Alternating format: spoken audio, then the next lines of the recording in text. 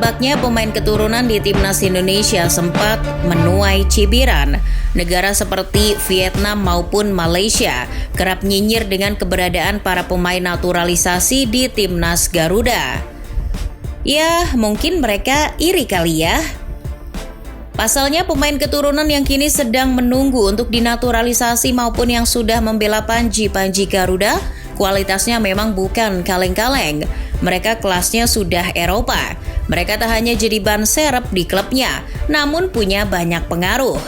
Sebelum melihat kehebatan para punggawa naturalisasi timnas di klubnya masing-masing, jangan lupa subscribe dulu dan nyalakan loncengnya agar tak ketinggalan konten menarik dari Starting 11 Story.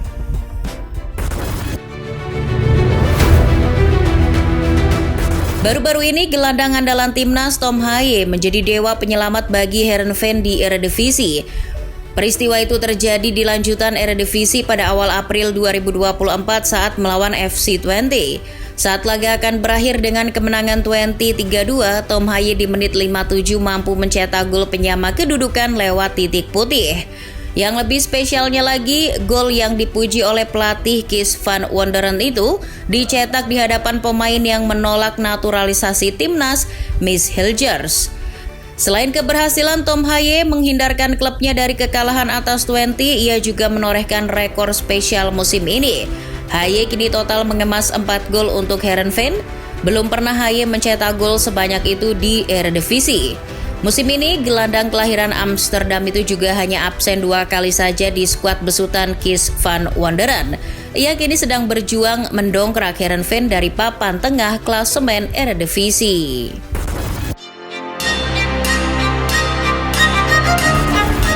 Di klub papan tengah Eredivisie lainnya, Fortuna Sittard juga terdapat pengaruh pemain timnas, yakni Ragnar Oratmangun. Meski baru gabung musim ini dari klub yang meminjamkannya FC Groningen, ia sudah mampu menjelma menjadi pemain alternatif yang bisa diandalkan pelatih Danny Buij. Misal saat laga melawan RKC Waalwijk Februari lalu, masuk sebagai pengganti pemain beragama Islam itu mencetak asis perdananya bagi Fortuna Sittard musim ini. Bahkan nih, gol yang berawal dari asis Ragnar tersebut menjadi gol kemenangan bagi Fortuna Sittard.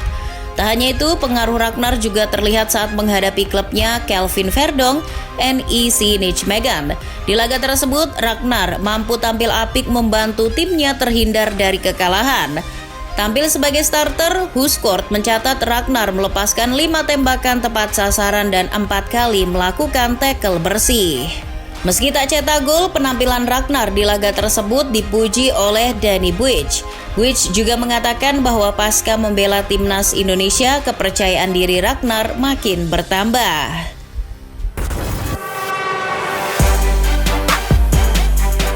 Calon pemain naturalisasi timnas Garuda berikutnya yakni Kelvin Verdong juga tak kalah berpengaruhnya di timnya saat ini, NEC Nijmegen. Nijmegen hingga pekan ke-28 bahkan masih berada di peringkat 6 Eredivisie. Bek kiri berdarah Aceh tersebut musim ini selalu menjadi starter di NEC Nijmegen. Ia sudah menorehkan sementara 2 gol dan 3 asis bagi NEC. Bahkan torehan 2 gol yang dicetak Verdong tersebut berasal dari skema tendangan bebas. Pelatih NEC Roger Meijer sangat bangga punya pemain ahli tendangan bebas seperti Verdong. Sampai-sampai ia sempat mencium kening Verdong ketika gol tendangan bebasnya membuat NEC menang 1-0 atas FC Twente. Selain itu, sumbangsi Verdong lainnya bagi NEC yakni ketika mengalahkan pemuncak klasemen Eredivisie PSV. Kemenangan NEC tersebut mencoreng rekor tak terkalahkan PSV musim ini di Eredivisie.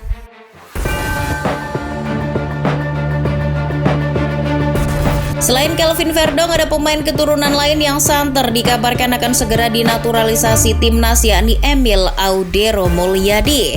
Kiper berpostur 1,92 meter tersebut juga berpengaruh bagi timnya saat ini, Inter Milan. Saat menggantikan Jan Sommer, Emil tampil apik melawan Empoli.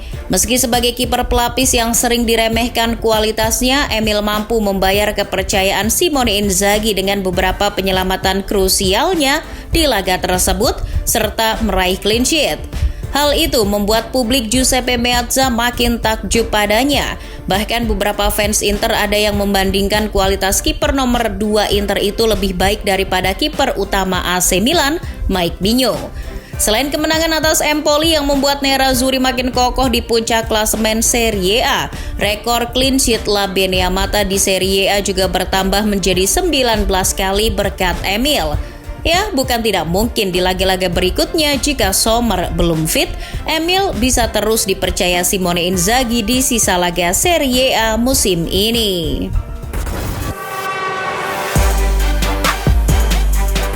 Di Serie B juga ada pengaruh besar dari bek naturalisasi timnas Indonesia di Venezia, yakni Jai Itzes. Bang Jai tak sekedar bek pelengkap saja di Venezia, ia adalah pilar inti di jantung pertahanan Venezia. Musim ini Itzes tampil sejak awal musim di Serie B, namun ketika terkena penyakit oklusi vena retina, ia harus absen cukup lama. Setelah sembuh, kemampuannya mengawal lini pertahanan Venezia ternyata masih cukup baik. Hasilnya terbukti ketika Itzes bermain kembali di tahun 2024 ini, Venezia ciptakan clean sheet di laga melawan Sud Tirol, Cittadella maupun Palermo. Media Italia Tutto Venezia sempat menyebut bahwa publik Venezia gembira melihat palang pintunya itu telah kembali bermain dan tampil solid. Itzes sangat diharapkan fans membantu Venezia mencapai target promosi ke Serie A musim depan, mengingat peluang itu masih terbuka lebar. Pasalnya Venezia sementara ini masih berada di papan atas Serie B. Kalau sampai Venezia promosi ke Serie A, timnas Indonesia bakal bangga punya pemain yang merumput di Serie A.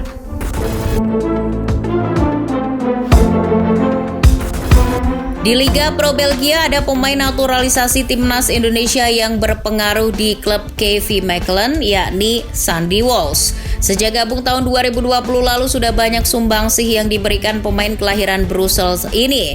Salah satunya membawa KV Mechelen runner-up di Piala Belgia 2023. Musim ini Walsh telah bermain 25 kali bagi KV Mechelen. Ia sering dipercaya pelatih Besnik Hasi di beberapa posisi seperti sayap kanan, bek kanan maupun bek tengah. Satu asis sudah ia berikan bagi KV Mechelen musim ini. Saking berpengaruhnya ketika Walsh dipanggil timnas untuk Piala Asia 2023 lalu, Hasi sempat mendoakan timnas Indonesia gugur duluan agar Walsh cepat kembali. Pasalnya di saat Piala Asia bergulir, Liga Pro Belgia juga masih berjalan. Pada bulan Maret ini Walsh tampil apik, salah satunya ketika menghadapi KVC Westerlo di Liga Pro Belgia. Di situ ia memberikan kontribusi vital dalam kemenangan 3-1 terutama dalam penguasaan bola. Ia mencatatkan 64 sentuhan bola dengan tingkat akurasi passingnya mencapai 84%. Tak hanya itu, Walsh juga mengantarkan KV Mechelen finish di peringkat 8 di musim reguler. Berkat hasil tersebut, KV Mechelen berhak mengikuti jalur playoff memperebutkan satu tempat di UEFA Conference League musim depan. Seandainya KV Mechelen mampu memuncaki klasemen grup, Sandy Walsh otomatis akan mencatatkan diri sebagai pemain timnas Indonesia pertama yang berlaga di ajang kompetisi kasta ketiga Eropa tersebut.